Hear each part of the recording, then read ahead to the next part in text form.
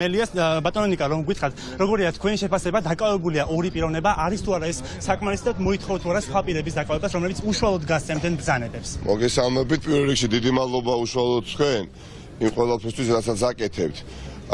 არ არის მარტივი გეჭიროთ იმ ტელევიზიის მიკროფონი ხელში რომელიც ემსახურება სიმართლეს და გიწევთ ყველაზე რთულ შეიძლება ითქვას ქართული ოცნებისთვის სანერვიულო ოლქში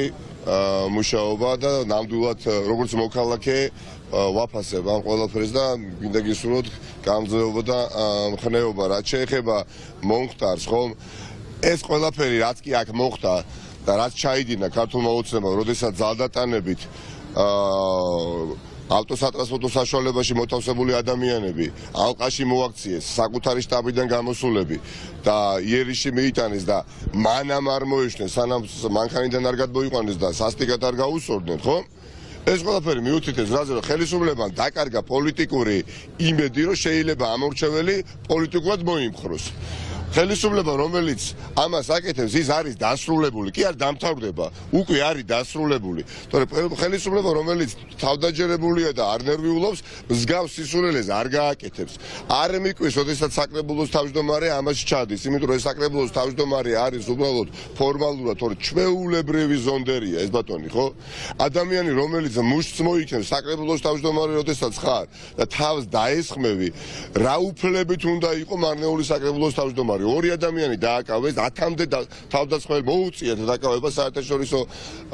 ჩვენი პარტნიორების ზეწოლის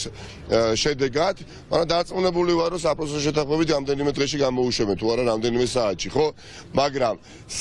თავარი სასჯელი უნდა იყოს 31 ოქტომბერს ერთხელ და სამუდამოდ ეს ყველაფერი უნდა დამთავრდეს მე მინდა უბრალოდ ვთხოვო აი მართლაც გმირ მარნეულის მოსახლეობას რომელთა ნაწილი აქ არის ეხა შეკრებილი ხო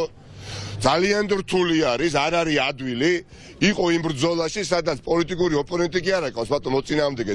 პროკურორიც ყავს მოწინააღმდეგეც პოლიციელიც ყავს ზონდერიც ყავს და ასე შემდეგ მაგრამ რატო არის ეს ხალხი გაუტეხელი იმიტომ რომ მართლები არიან და ისტორიის სწორმხარეს დგანან და როცა მართლები არიან და ისტორიის სწორმხარეს დგანან და მორალური უპირატესობა არის ხალხის მხარეს ვერანაირი ოლიგარქის ერთი ძალიან მდიდარი ადამიანის ადეპტი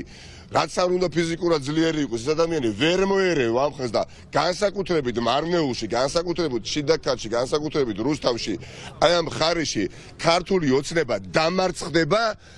უპირობოდ დამარცხდება 31 ოქტომბერს ხალხი მოუწყობს შეთქმულებას საარჩევნო ურნებთან აუცილებლად გაუღიმეთ ხალხო საჯარო მოხელეებს მიმართავ თავი დაუხარეთ ფულს აშრიალებენ ეს ფულის შრიალი მიიღეთ მაგრამ საარჩევნო ურნებთან რომ მივალთ აი ერთი ცალი ბიულეტენით შეიარაღებული მოქალაქე 31 ოქტომბერს უფრო ძლიერი იქნება უფრო მდიდარი იქნება უფრო ფასეული რამე ჭირება ხელში ვიდრე ბიძინა ივანიშვილის 1 მილიონი ან რამდენიმე მილიონი ამიტომ გავითო როგორ უნდა მოუგოთ მე ეს აი შვილო ხდებიან შვილო მოერევით იმდენი ფული აქვს რომ გააყალბოს რომ დახარჯოს ფული არავითარ შემთხვევაში ფულს ხარჯავს მაგრამ ფულის ხარჯავს აზრიც არ აქვს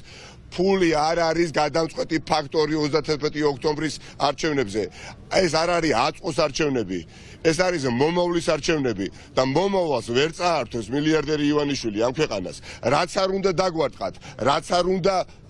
თავს დაგვესხათ ხომ საკადრის პასუხს მიიღებთ 31 ოქტომბერს გამორიცხული ამბავია ფაშად აქ ვერავინ მეფედ ვერ დარჩება მესამე ვადით ქვეყანაში ესეთი რამ თავიდან უნდა ამოიგდოს კალაძემას და ივანიშვილმას და ამიტომ მადლობა ყველას ვინც ისტორიის სწორ მხარეს დგას ოპოზიცია გაიმარჯვებს ამ უსამართლობაზე და ყველანი ერთად უნდა დავირაზმოთ აი ტალღა უნდა ავაგოროთ მივიდეთ და ტალღით წავლეკოთ 31 ოქტომბერს ბიძინა ივანიშვილის ხელისუფლება და გადავიდეს ოპოზიციაში და ჩვენ ვალდებულები ვიქნებით რომ ესე არ მოვიქცეთ ამისთვის არ ვიბრძვით ასე არ მოვიქცეთ რეალურად ვანახოთ როგორ არის ღირსეული ხელისუფლება საუბარია საკრებულოს თავმჯდომარეზე აი საკრებულოს თავმჯდომარე ეხა მის ადგილზე ჯობია ამჟამინდელმა ხელისუფლებამ პასუხისგებაში მისცეს რატო იცით იმიტომ რომ შემდეგი ხელისუფლება ხო ოპოზიცია დარწმუნებული ვარ პირუთვნელი ობიექტური სასამართლოს პირობებში ახლა თქვენ წარმოგიდგენთ ხელისუფლებაში არის ახლა საქმეები რომელიც რო არ გამოიძიო უბრალოდ ამას არავინ არ გაპატიებს ხო? ეხლა ბატონი გიორგაძე იცვლება ხელისუფლება და რა გონიათ რომ ბატონი გიორგაძე გაექცევა პასუხისგებლობას? ამიტომ ახლა არ აგებს პასუხს აგებს 31 ოქტომბრის შემდეგ. ამიტომ ჩემო გბირო საქართველოს მოქალაქეებო რა. ძალიან გთხოვთ რწმენაში გავძლიერდეთ და იცოდეთ რომ თქვენ უნდა დაამარცხოთ მილიარდერი ივანიშვილი. ამაზე დიდი პატივი ერთმა რიგითმა მოქალაქემ დაამარცხოს 31 ოქტომბერს მილიარდერი ადამიანი, ყველაზე მდიდარი ადამიანი, ყველაზე ღარიბმა ადამიანმა სიმბოლურად არ არსებობს და ეს პატივი 31 ოქტომბერს ეკიდება ყველა საქართველოს მოქალაქეს. დიდი მადლობა. ეს ნიკა მელია იყო ნაციონალური მოძრაობის პოლიცაბჭოს თავმჯდომარე, როგორც